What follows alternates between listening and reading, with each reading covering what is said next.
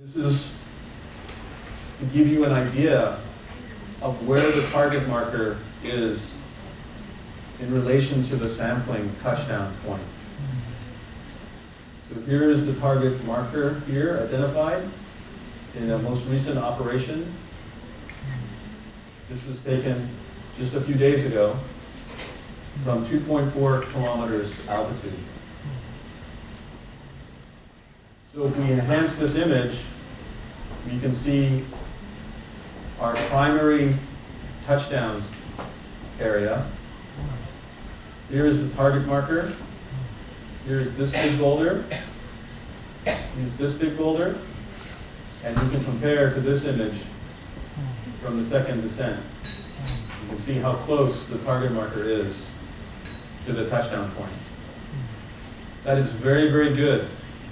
It's a very good position to be in because our target marker is very close to the sampling point. So we can use this target marker to help Hayabusa 2 obtain a sample. We hope to do this next year sometime. One of the really neat things that I think JAXA is very thankful for, and I know that I am personally very thankful for, is the general public contribution to Hayabusa 2, specifically the CAM-H, the small monitor camera. This was a picture taken on August 14th showing the sample horn. This camera is designed to look at the sample horn at the moment of touchdown. That way we can learn a lot about the surface of Ryugu and see how the touchdown operation went. Keep in mind this picture. And next you're going to see an incredible movie, and it's going to be as if you're flying with Hayabusa 2 above Ryugu. You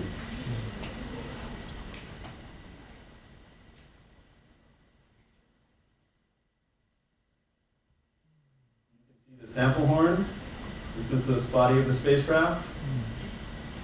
And this is the shadow of Hayabusa. So got down very close. And now Hayabusa 2 during these images is ascending, but you get a very good perspective of what the surface is like. So this CAM-H is going to be very important for the Hayabusa 2 mission. So I know my colleagues at JAXA, thank you, and I thank you. How'd I get rid of that?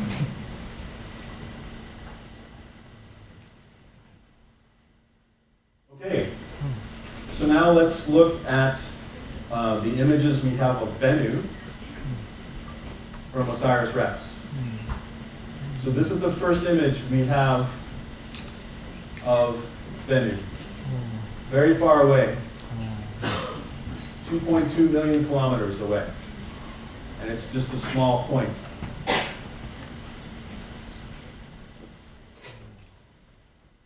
But now we're getting closer. And one of the things that you notice, does this look like anything you've seen before? You notice anything else? Maybe this next image will help.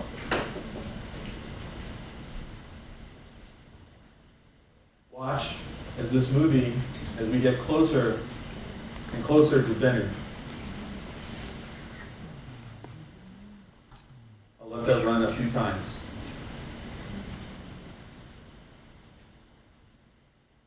So we're zooming in on Bennu, and you notice it looks remarkably similar to Ryugu. In fact, I had some NASA people ask me, did we make a mistake and go to Ryugu?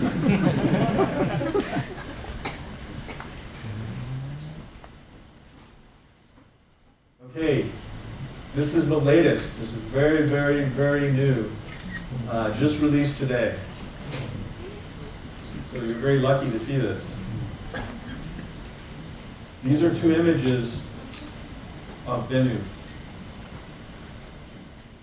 And yes, they're a very similar shape to Rudu, but Bennu is also very different. You can see some of these dark splotches. Those appear to be real. You do not see that same type of dark patch on Rudu. So this is very exciting because even though Bennu is very similar to Rudu, it looks like there are some differences. And it's up to us to figure out what the differences are.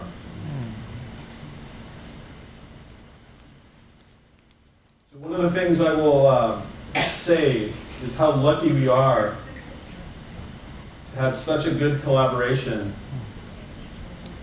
with the Hayabusa 2 team and the OSIRIS-REx team.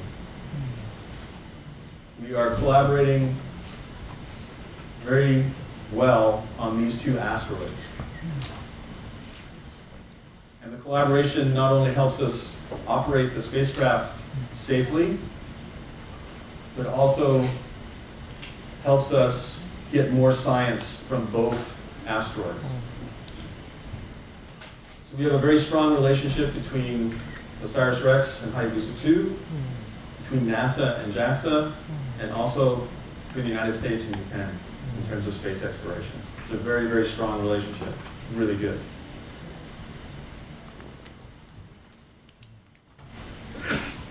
So one of the things that we do is we collaborate on various phases of each mission. We talk all the time between each other. So we collaborate on getting close to the asteroid, we call the approach phase. We talk together about the sample site selection,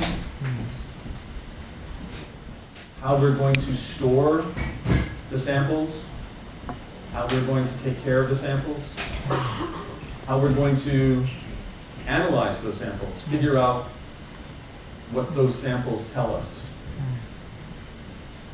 And then constantly share lessons learned. What we have learned from Rudu, what we have learned from Bennu.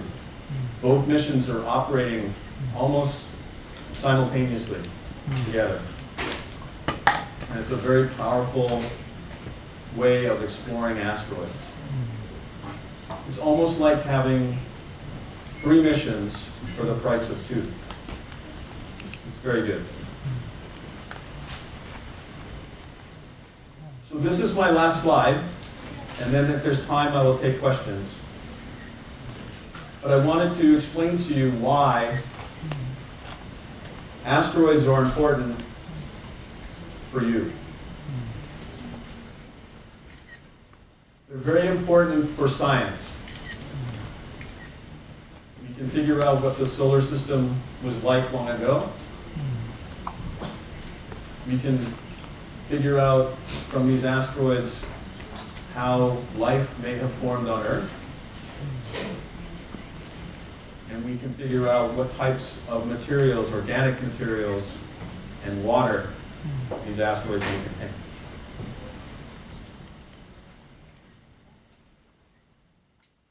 These asteroids also can help us explore the rest of the solar system. They're stepping stones. They're a little bit further away than the moon, but much closer than Mars. So learning how to explore these asteroids helps us explore the rest of the solar system. So that's another thing that we're very interested in. And then, of course, planetary defense. We want to make sure that no asteroids, big asteroids, hit the Earth. The dinosaurs, 65 million years ago, did not have a space program. We do, right? We have several. So with our colleagues at JAXA and other space agencies around the world, we are helping to protect the Earth 24/7. I sleep well at night. You should too. And then the last point is, these asteroids may be full of precious materials. I already mentioned the water. Water is very special for in place, for mining water. That is life support. It's also rocket fuel. You can divide the water in hydrogen and oxygen and make rocket fuel. There are also people interested in the precious metals that these asteroids have. So they could be